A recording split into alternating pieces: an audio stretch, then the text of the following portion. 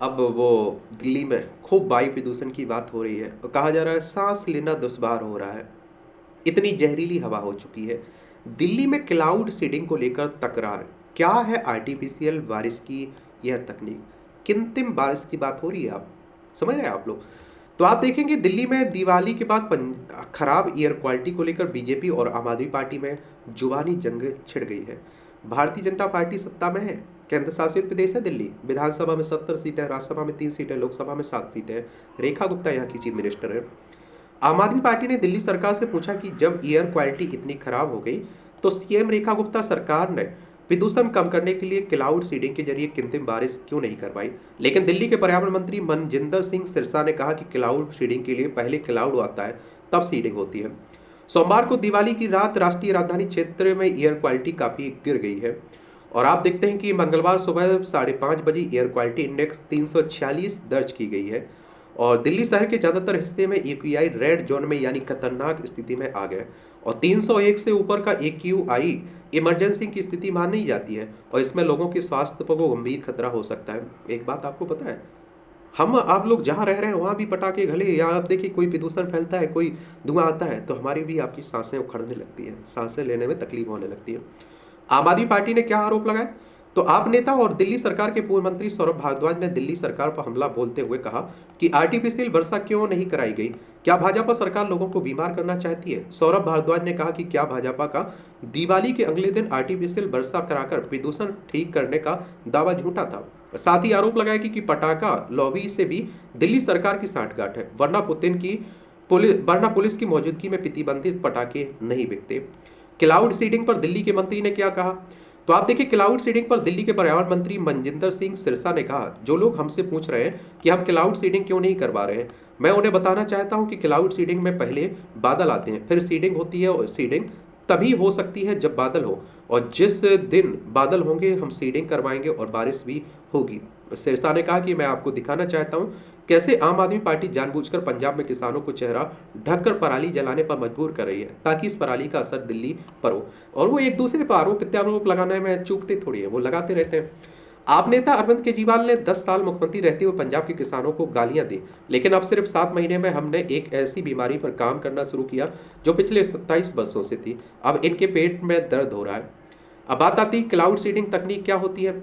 तो आप देखते हैं कि बादलों में बारिश के बीज बोने की प्रक्रिया को क्लाउड सीडिंग कहते हैं। बीज के रूप में सिल्वर आयोडाइड, पोटेशियम क्लोराइड और सोडियम क्लोराइड जैसे पदार्थों का इस्तेमाल किया जाता है। इन पदार्थों को एयरक्राफ्ट आदि की मदद से बादलों में छिड़का जाता है।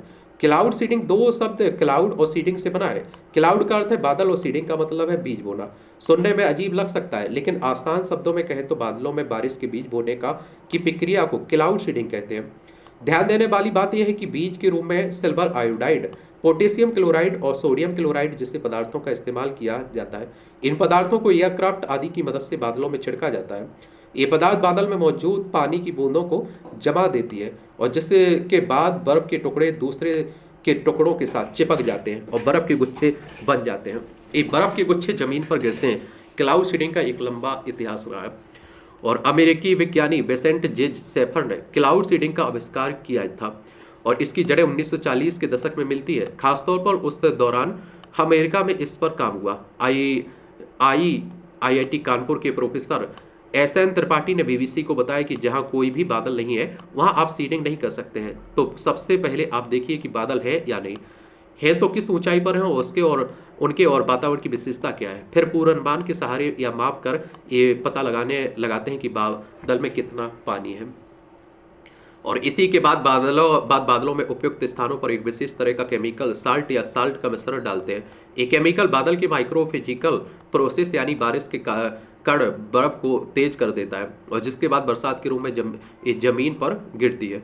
बादलों को इलेक्ट्रिक शॉक देने की भी एक तकनीक है और जिसके इस्तेमाल से बारिश करवाई जा सकती है। इसमें डॉन तकनीक की मदद से बादलों को इलेक्ट्रिक शॉक दिया जाता है। यूएई ने इस तकनीक का इस्तेमाल कर साल 2021 में कृत्रिम वर्षा करवाई थी। प्रदूषण नियंत्रण में यह तरीका कितना कारगर है? तो इजराइल नियमित तौर पर कृत्रिम वर्षा करवाता है क्योंकि वहां प्राकृतिक बारिश बहुत कम होती है। आज के वक्त में संयुक्त अरब अमीरात में भी रिसर्च प्रोग्राम और ऑपरेशनल प्रोग्राम में यूज करता है। चीन ने साल 2008 में बीजिंग ओलंपिक्स के दौरान एयरक्राफ्ट और ग्राउंड बेस्ड गन की मदद से क्लाउड सीडिंग की है, और जिसके बाद उन्हें प्रदूषण को नियंत्रित करने में काफी मदद मिली है। भारत की बात करें तो यहाँ पहले भी क्लाउड सीडिंग होती रही है, लेकिन अब तक यह विदेशी एयरक्राफ्ट और विदेश के सीडिंग टूल और विदेश की ही वैज्ञानिक और इंजीनियर की मदद से किया गया है। पहली बार आईआईटी कानपुर ने अपना साल्ट यानी केमिकल डेवलप किया है। एयरक्राफ्ट आईआईटी कानपुर का है और सीडिंग टूल भी हमने खुद ही तैयार किया है। तो दिल्ली में अगर इसका इस्तेमाल में लाया जाएगा तो यह पूर्ण रूप से स्वदेशी होगा। और जहां तक बात इसके कारगर साबित होने की है तो ये सीडिंग पर निर्भर करता है। अगर सीडिंग सही तरीके से हुई है तो हर लिहाज से एक कारगर साबित होगी, क्योंकि एक बड़े क्षेत्र में जब बरसात होती है तो प्रदूषण अपने आप नियंत्रित हो जाता है। पहले कब कब प्रयोग में आया ये भी देखेंगे। मौजूदा समय में कई देश इसका इस्तेमाल करते हैं। साल 2017 में संयुक्त राष्ट्र के मौसम से जुड़े संगठन ने अनुमान जाहिर किया कि 50 से ज्यादा देश क्लाउड सीडिंग को अब तक आजमा चुके हैं। संयुक्त राष्ट्र यानी कि यूनाइटेड नेशंस की बात हो रही। 24 अक्टूबर 1945 में स्थापना हुई थी। इसमें ऑस्ट्रेलिया, जापान, इथोपिया, जिम्बाब्वे और चीन, अमेरिका और रूस शामिल है। यहाँ तक कि भारत ने भी इसका प्रयोग किया हुआ है, लेकिन भारत की ही तरह प्रदूषण की मार झेल रहा चीन इसका सबसे अधिक इस्तेमाल करता है। साल 2008 में बीजिंग में आयोजित की गई ग्रीष्मकालीन ओलंपिक खेलों से पहले चीन ने पहली बार क्लाउड सीडिंग तकनीक का इस्तेमाल किया। वहीं भारत ने साल 1984 में इसका पहली बार इस्तेमाल किया था। तमिलनाडु तब भयंकर सूखे का सामना कर रहा था, जिसके बाद तत्कालीन तमिलनाडु सरकार ने 1984 से 87, 1993-94 के बीच क्लाउड सीडिंग तकनीक की मदद ली थी।